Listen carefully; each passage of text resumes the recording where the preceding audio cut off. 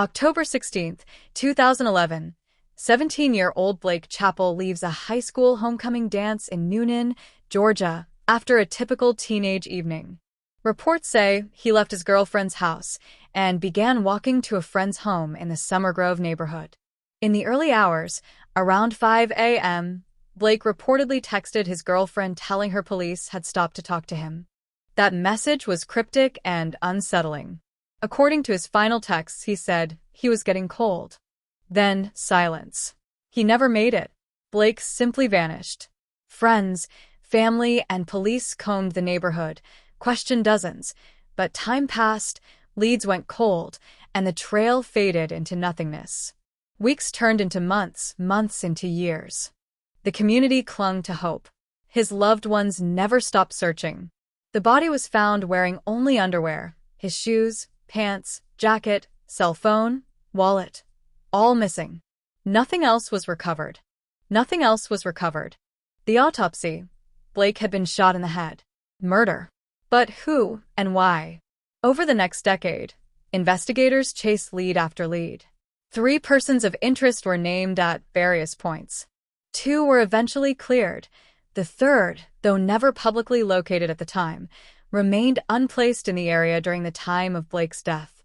The case became a textbook cold case.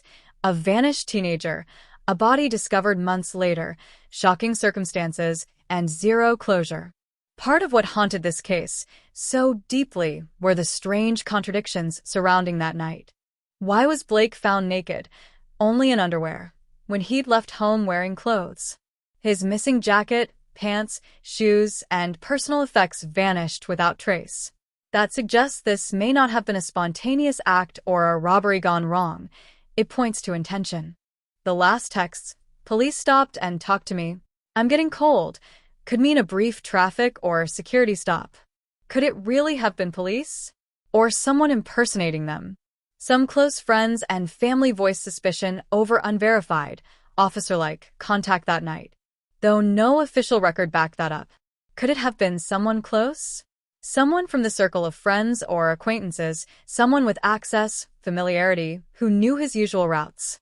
Over the years, rumors and uneasy speculation spread through the community. As one commenter on a public forum put it, "Someone close to him killed him or had him killed. The police know more than they're saying. Could be a cover-up." But nothing ever stuck. No arrests. No justice. Then, in September 2025, almost 14 years since Blake disappeared, a breakthrough.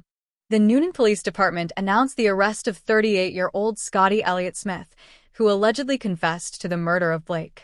Smith faces multiple charges: felony murder, aggravated assault, possession of a firearm during a felony, concealing the death of another, and tampering with evidence. According to the police, this jaw-dropping development came after a new lead, a tip that refreshed the case and prompted fresh interviews and evidence gathering. Investigators say Smith's admission aligns with the facts, the timeline, location, and circumstances of Blake's death. Here's where it gets chilling. Even with a confession, many of the old mysteries remain unanswered, the very things that made this case so haunting to begin with. What happened with Blake's clothes, personal belongings, and phone? Smith reportedly admitted the killing, but hasn't, publicly, explained what he did with Blake's clothes, shoes, or cell phone. Why was Blake only found in underwear? If this was an impulsive act, one would expect a struggle or at least partial clothing, but the scene suggests a deliberate removal of clothing. Was there someone else involved, or someone who helped cover up the crime? The fact that years passed without any suspicion focusing on Smith, who had no prior connection to the case, raises unsettling questions about earlier investigative oversights. Where was Blake between the last known text and the moment of death? The timeline remains foggy. According to reports, the exact time of death could not be determined by the crime lab. In short, yes, there's a suspect in custody, a confession, charges. But the full story? That's still murky. As the community finally begins to believe that justice might be within reach for Blake Chappell, a single, chilling question hangs over everything. If Smith truly acted alone, why was there no trace left of Blake's jacket, pants, shoes, phone, wallet, or other personal items.